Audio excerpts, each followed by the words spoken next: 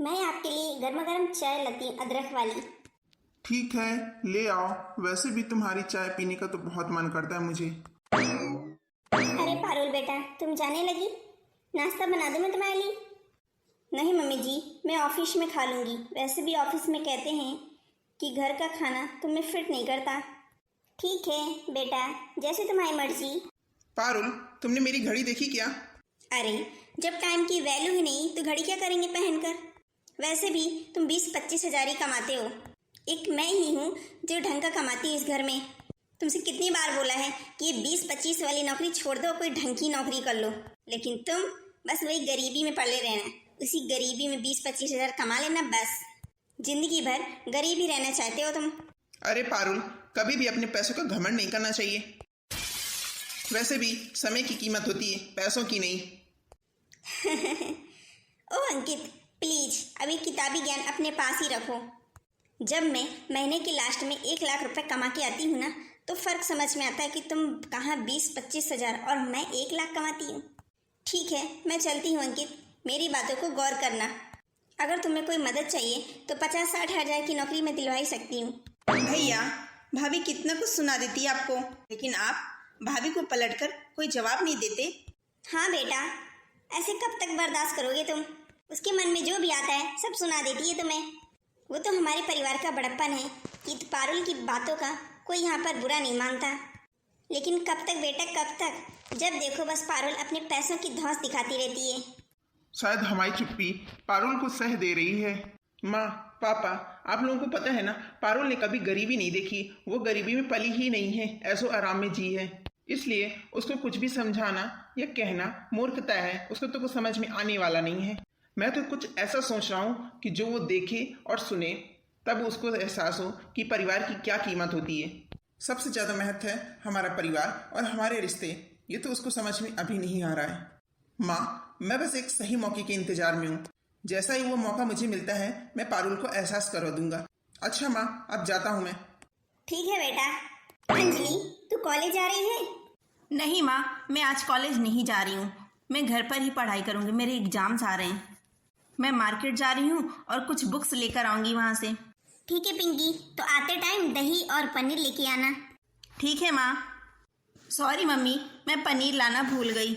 मैं अभी जाके मार्केट से ले आती हूँ। अरे रहने दीजिए मम्मी जी, ये काम भी मैं ही कर लूंगी। वैसे भी सारी जिम्मेदारी घर की मुझ पर ही है। भाभी, ये क्या? मैंने तो अभी कुछ कहा ही नहीं ना। अरे पिंकी, मैं जानती हूँ, भले ही तुम सामने से कुछ ना कहो। अब पिंकी तुम रहने दो, थोड़ा बहुत काम तो मैं भी कर लूंगी। भाभी, मैंने तो ऐसा कुछ नहीं कहा। भला मैं क्यों ऐसे सोचूंगी? अरे जानती हूँ, सब सोचते हैं मन ही मन, लेकिन कुछ कहते नहीं है। अब लाखों के पैसे कमाने वाली थोड़ा बहुत तो अकड़ होगी ना। बहू, मैं मानती हूँ कि इस घर में सबसे ज्यादा तुम कमाती हो, और हमें तो गर्व भी होता है कि हमारी बहू अपने पैरों पर खड़ी है। घमंड नहीं है मम्मी जी। इस घर में जो खर्चे हो रहे हैं, सबके रूम में एसी चल रही है, फ्रिज भरा हुआ है, घर इतना अच्छा है, तो ये सब मेरी वजह से तो ये। नहीं तो आप भी जानती हैं कि आपका बेटा 10-20 हज़ार में ही अटका हुआ है। ठीक है, जाती हूँ। क्या मतलब यहाँ पे खड़े रहो, कुछ काम ही करूँगी। आप ऐसे क्यों खड़ी हुई हो? बेटा, तुम कब तक ऐसे सहते रहोगे? कब तक हम लोग बेइज्जती सहते रहेंगे बहू की? बेटा, क्या तुम्हें नहीं बुरा लगता? पारुल तो हर सीमा लांघ चुकी है, कितना कुछ सुनाती है। हाँ भैया, कब तक सहोगे आप? भाभी तो हर रोज कोई ना कोई नाटक शुरू करती है और सुनाती बहुत हैं। क्या करूँ माँ, मैं भी तो पारुल का घमंडी स्वभाव बदलना चाहता हूँ, लेकिन कैसे? मैं भी देख रहा हूँ कि पारुल का घमंड तो दिन ब दिन बढ़ता जा रहा है। मैं घर पे कोई लड़ाई झगड़ा नहीं करना चाहता हूँ। मुझे लगता है बिना लड़ाई किए, बिना क्लेश किए पारुल की अपनी गलती का एहसास हो जाए। हाँ बेटा, हम भी यही चाहते हैं कि घर में कोई लड़ाई झगड़ा ना हो। बेटा, मैं जैसा कह रही हूँ, अगर तुम वैसा करो तो शायद बहुत ठीक हो जाए, उसका घमंड चूर हो जाए। एक एनजीओ है, वहाँ पर ले चलते हैं। ठीक है माँ, आप जैसा कह रही हो वैसा ही करूँगा। क्या कहा उसने? क्या वो हमारी मदद करने के लिए तैयार है? हाँ बंटी, शर्मा जी की बेटी बहुत समझदार है। वो मेरी सारी बात समझ गई और उसने हमारी मदद के लिए तुरंत ही हाँ कर दिया है। अंकित स्कूल से आ ही रहा होगा, मैं उसको सारी बात समझा दूंगा। लेकिन आपको क्या लगता है कि पारुल मान जाएगी एनजीओ में जाने के लिए? एक तो वो पूरे टाइम अपने रुपए की अकड़ बताती रहती है। इतनी छोटी जगह में जाने के लिए मुझे नहीं लगता कि वो तैयार हो जाएगी। बंटी, वो तो अंकित का काम है, वो किसी भी तरीके से पिंकी को तैयार कर लेगा। चलो फिर चलकर देखते हैं क्या होता है। हेलो, क्या कर रही हो मम्मी? अच्छा, क्या हुआ? अरे मम्मी, 2-3 लाख के लिए आप क्या सोच रही हैं? आपकी बेटी खुद ही इतना कमाती है, पापा का इतना बड़ा बिजनेस है ना, हमारे यहाँ तो पैसों की कोई कमी ही नहीं है। 2-3 लाख के लिए आप कितना सोच रही हैं? हे भगवान, ये तो पूरे दिन पैसे पैसे ही करती रहती है। अच्छा ठीक है मम्मी, मैं रखती हूँ, आप ज़्यादा मत सोचना 2-3 लाख के लिए। पारुल, मुझे तुमसे कुछ बात कहनी थी। हाँ कहो, क्या कहना है? मुझे एनजीओ से फोन आया था, उन्होंने गरीब बच्चों को पढ़ाने के लिए बोला है और मुझे सैलरी भी देंगे 15,000। क्या 15,000 रुपये? अरे मैं गरीब बच्चों को पढ़ाऊंगा तो मुझे सुकून भी तो मिलेगा। वाह वाह, आप कितना सोचते हैं। सोचा भी तो ओनली 15,000 वाली नौकरी सोचा। अरे पारुल, मेरी पूरी बात तो सुनो।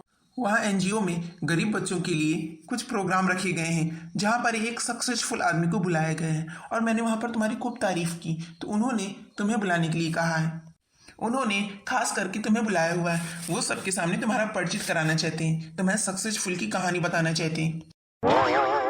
अच्छा ठीक है, पहली बार तो आपने कुछ अच्छा काम किया तो ठीक है, मैं चलूँगी।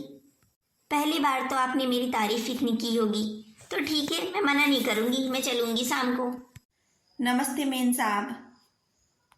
नमस्ते, आप सब लोग कैसे हैं? हम सब लोग तो बढ़िया हैं मैम, और आप बताइए। मैम एक बात पूछे, बुरा तो नहीं मानेंगी? पूछिए, क्या पूछना है आपको? आपकी ये साड़ी तो बहुत अच्छी लग रही है, कितने की है? ये तो पूरे 5,000 की है। क्या 5,000 की साड़ी? 4,000 तो हम लोग कमाते हैं और ये 5,000 की साड़ी पहने हो आप? क्या आप 4,000 कमाते हो?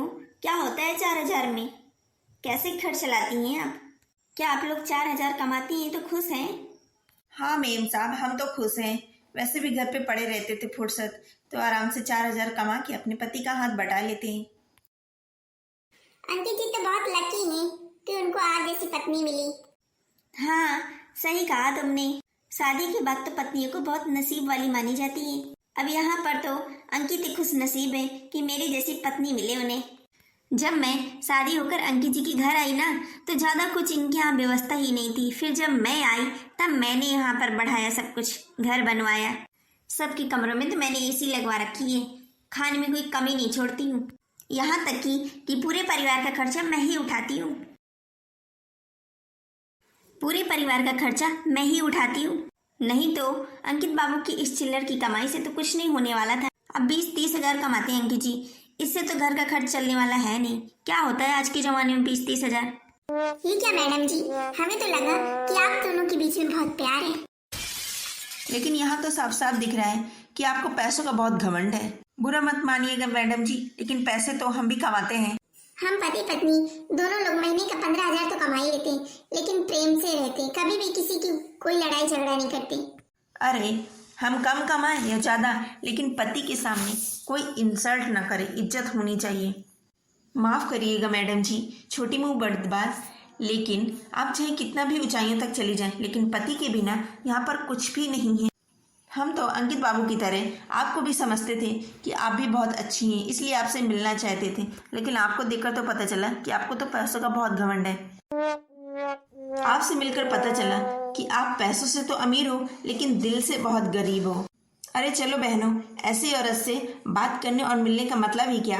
जो पैसों का इतना घमंड दिखाती हो, अपने परिवार पर पैसे खर्च कर रही हो। हम क्या सोचकर यहाँ पर आए, हमें क्या पता था कि ऐसी घमंडी औरत मिलेगी हमें यहाँ। चलो बहनों, इससे अच्छा तो हम ही हैं। ऐसी औरत से कौन मिलना चाहेगा भला। चलो पारुल, घर चलते हैं। मम्मी जी, आज मुझे माफ़ कर दीजिए। मुझे अपनी गलतियों का एहसास है। मुझे इतना अच्छा परिवार मिला, फिर भी मैं अपने पैसों का घमंड दिखाती रही। मुझे इतने अच्छे पति मिले, शायद आज मैं एनजीओ नहीं आती तो मेरी आंखें नहीं खुलती। और आप लोग मेरी गलतियाँ ऐसे ही टालते रहते हंस हंस कर।